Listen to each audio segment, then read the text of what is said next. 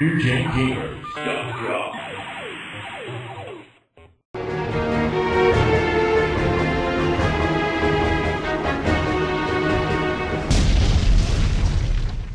Like, immediately after this, Nintendo went away from the epic one-player games and went to the multi-thing of Sega. Like, with the Nintendo 64. Yeah. They went completely multiplayer. They put a lot of focus on that and made it a integral part of the system. So it's just interesting to see how that, you know, every generation you can pretty much expect anything from these companies. Yeah, it's, you know, you have to do whatever it's going to take to sell the system. Obviously, I'm sure Nintendo saw the success that, you know, Sega had with that and said, okay, well, we'll put 4 controller ports right in our system, and that worked out great for them. Unfortunately, it didn't, you know, win them the console war, which, you know, we'll talk about winning and losing in this console war, and there are a lot of different levels of that, because, you know, well, this was the most interesting one, because really the only winners and losers here were the gamers. The gamers were the winners, because it brought out the ultimate in competition from both companies. Yeah, we saw a lot of great stuff, and we saw a highly competitive marketplace, which we did not see during the basically mid to late 80s. Nintendo dominated, and so this was the first real competition for them. And Genesis really brought it to the table and like put it in Nintendo's face and said, you know what, we're gonna try and compete with you head on. We're not messing around anymore with this Master System stuff. And they did it successfully. Yeah, I have to admit that the Genesis was actually one of my most favorite consoles of all time. I mean, there was just so many good games on it. So this is columns. I mean, there's not really too much to show here, but you know, it's a fun game. Yeah, it's still a well-played puzzle game. It still holds up, and you can still get it in various forms, can't you? Yeah, you can actually download it on the Virtual Console. There you go. So we're going to move on here to another classic on the six-pack here.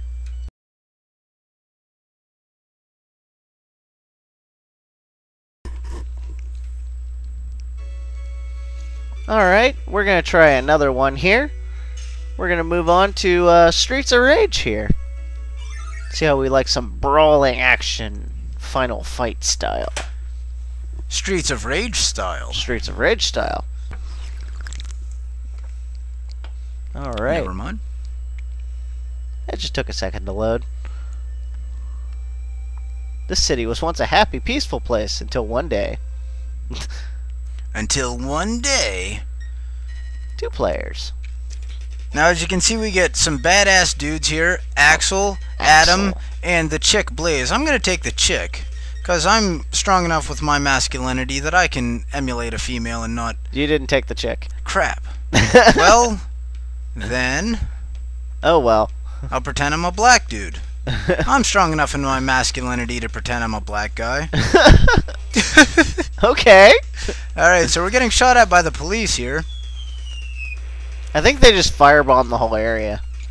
Which is typical. Oh, wait. No, that's your special. Stop that. Oh. So I'm dive bombing us. Yeah, you're killing us all. Well, right.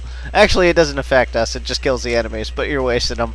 So we're with the police on this. Yeah, the police are on our side.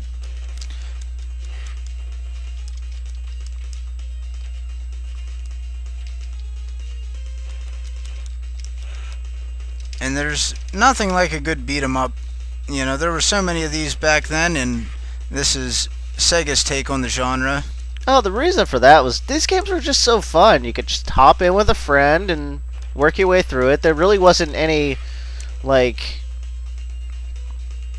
anything holding you back, really. It was just go and beat up your friends. And apparently you can literally beat up your friends, as you'll see here. I'm gonna run. So, this was obviously an arcade hit. I mean, oh these yeah, games were huge in the arcade, and you know, a lot of them just made it to the home consoles then. And of course, Sega wanted to bring this to their Genesis, and again, a great multiplayer experience. Yeah, this actually spawned a couple of sequels. Streets of Rage 2 and 3. There wasn't really any variation on that. Now you can break the stuff open, grab weapons, grab power-ups, like that apple will heal you. There's some food there, go grab that. Oh, do I need it, huh? Oh, yeah. I'm getting hurt. I'll grab this glass bottle, because I'm going to fight bar style here. That's right. You take that glass in the gut. Oh, I always hated those ones. They're the annoying ones. What are they, prostitutes or what? Oh, those guys? They're just dressed up in really bad outfits. Okay. Yeah, they kind of look like they're wearing like fishnet stockings or something. No, the actual prostitutes are up here later. Okay. I've never actually played the Streets of Rage series. I've played lots of these types of games. Final Fight, River City Ransom I love. But I'm not real familiar with Streets of Rage, so... You have I'm cutting my teeth here, but they're all pretty much the same. So you have your street walking punch, jump, pick things up, and that's it. That's all I need to know.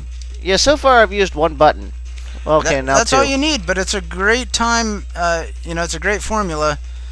Just endless bad guys for whatever reason. This is the biggest street gang that I think exists, but. This is like Die Hard 3, or not Die Hard 3, Death Wish 3 like style street gang. You know, there's thousands of them. And you have your Kung Fu guy, who is completely out of place in this. Because, you know, who in a street gang knows Kung Fu? And I can grab him by his hair and knee him in the face, and grab my lead pipe again, and just walk around and bash people in the head. See, there's the actual prostitute. Oh, snap. She's a dominatrix. Yeah, I'm taking her down. Yeah, all the prostitutes in this game aren't normal prostitutes. They're all dominatrixes. So, keep in mind that if you run into a dominatrix on the street, just beat her up. I like how you differentiate normal prostitutes from not normal prostitutes. There is a difference. There's the ones that you pay thousands of dollars for. There certainly is. These aren't your crack whore prostitutes. Right. These are your top dollar prostitutes with whips. Man.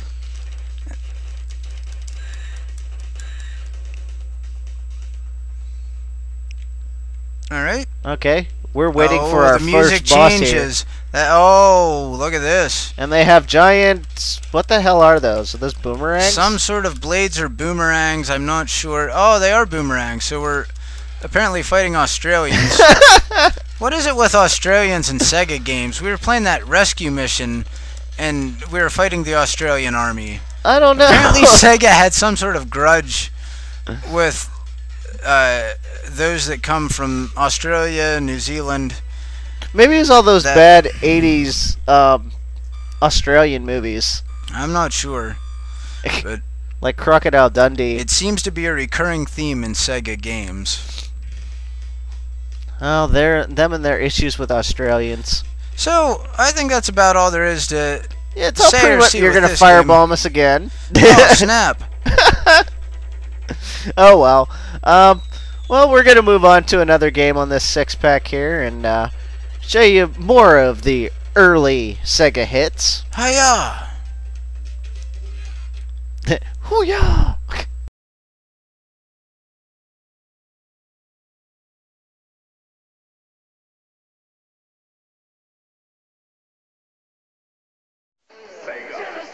Sega introduces Spider-Man with real web-slinging action. Genesis. New Streets of Rage. You control 40 incredible moves. Gotta get Genesis like nothing ever before.